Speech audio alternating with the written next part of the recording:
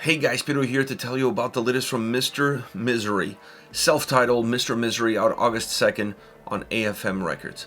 The album has 12 tracks, 47 minutes in length, and this is the band's third full-length studio record. They are a Swedish metal band. Now, from a design standpoint, the album feels very individualistic. Each song on this record could be a single. And when you create songs with that sort of mindset, with that sort of goal or approach, you end up creating an album that is very hard to find a sense of sequence or a sense of continuity between the tracks. This album at times does offer that continuity, sometimes with the sound or elements within the sound, sometimes with elements within the vocals, sometimes with elements within the lyrics, and even within the atmosphere. But it's not consistent in terms of how it connects the songs, which offers that individuality aspect to the tracks, to the record, and to the overall listening experience. More about what you're going to get out of all of these 12 tracks individually, and a lot less of what they can offer to the overall collective. Now, once it comes into the sound, I think you're going to find this album to be almost built off of the two previous records. Think about their two previous albums, take the best elements out of each one of them, bring them together, and this album is the result of that experience.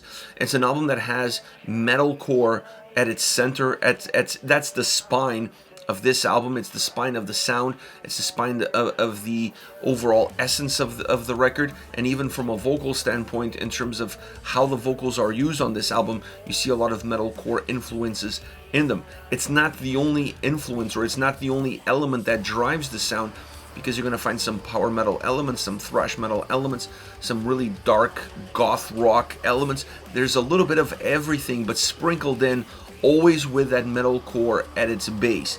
And that allows at times the record to feel a little bit more consistent, but still veer off in all of these different directions.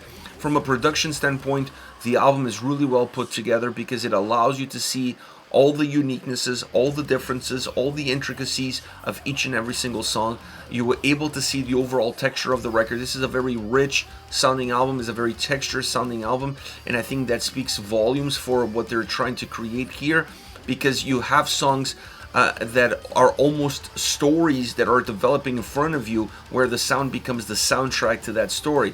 So having a production that allows you to bring external elements into it, that allows you to bring some samples in it, that allows you to bring some electronic elements in it, some synthesizers in it, and create a very robust and complete experience, it's kudos to the production that really brings all of those things together in a very seamless way, or at least it puts forward in a very seamless way, with still giving the right amount of impact to the drums and guitars. Because this album, at times, it is very heavy. It has this heavy drum sound, this heavy drum presence, and at times it has also that same heaviness being represented by the guitar sound, matching really well with the drums to create a very thick punch. But you also see a separation of the two. You also see a more melodic perspective. You also see a more darker perspective. This album has a lot of dark pockets in it, and I think that darkness is also important in order to change the eyesight of the listener, in order to give the record slightly different atmospheres from song to song. And all of this enriches what the overall album has to offer, and it obviously enriches the individualistic nature of each and every single song. But it's an album that sounds great. It sounds big, but it also sounds small. It sounds melodic, but it also sounds heavy. It has a little bit, it's very fluid in terms of how it moves itself, and is very fluid in terms of the textures that it puts forward.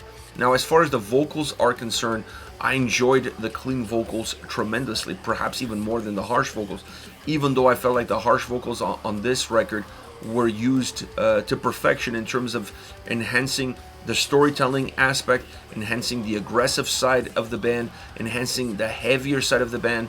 But it's one of those records where there was a little bit more emphasis on the clean vocals and on everything in between the two, because there's a lot of in between in this album. As dynamic and fluid as the sound is, so is the vocal performance. But it's an album that's very rich from that standpoint, and that matches the overall richness that the sound also has in itself. Now, all around, I enjoy this record because it's an album that offered me a lot of elements that I really enjoy, from the storytelling, from the lyrical content, from the individualistic nature of the tracks, me trying to find what connects some of these songs and then finding some connections across different elements. And it's a record that by the time I finished it and by the time I listened to it over and over again, it kind of reminded me of Ice Nine Kills, but with less of a one-dimensional approach. When you listen to an Ice Nine Kills record, the sound and the approach with the sound is very balanced throughout the record. What changes is the storytelling, the songs, the lyrics, the mood, and the level of darkness within each and every single track. On this record, you have a little bit of the backdrop of the storytelling, the lyrics, the darkness, and all of that, but you have a lot more movement in the sound. You have a much richer sounding album all around, which makes the record more engaging. It makes the record feel like it has a much longer shelf life, because I can show you 3 different songs on this record and you're going to think they belong to 3 different albums. It's that dynamic, it's that fluid, and I think in this case, on this record, that is a positive, definitely not a negative. Now, as far as favorite songs are concerned, I want to start off with Crooked Man. This track is one of the darkest, if not the darkest song on the record. It has this sinister horror movie vibe from the get-go, both musically and vocally. The vocals are outstanding in this song. They have so much life. They pop in the chorus and they make the chorus really impressive because they come through. They have a little bit more of a drive. They have a little bit more of an impact. They're not as hidden. They're not as deep as they are in the verses, and this definitely creates a more dynamic experience for the track to match the same dynamic experience that the song has musically. So it's a song that has those 2 elements working really well, but the overall feel of evilness, the overall feel of a gothic horror flick style sound, top to bottom, vocally and musically, really sets this track apart from everything else on this album. Next we have Until the End. Great drum sound in the verses, heavy guitar sound, some synthesizer blended into it in order to create, once it comes into the chorus, a more melodic chorus. Vocally is a little bit more balanced between verses and chorus, and you still have that more light approach in the chorus, if you will, versus what the verses are offering. It has a really cool solo. It's a track that, from a storytelling perspective, it goes into the world of Resident Evil. I love the bits, like the news clips that are playing almost as sound bites within the track, because that helps set up the story, that helps set up the lyrics, that helps set up the song. So it's a song that has a lot of moving pieces, but I really enjoy the dynamic of this track and everything that came with it. Last but not least, Haters.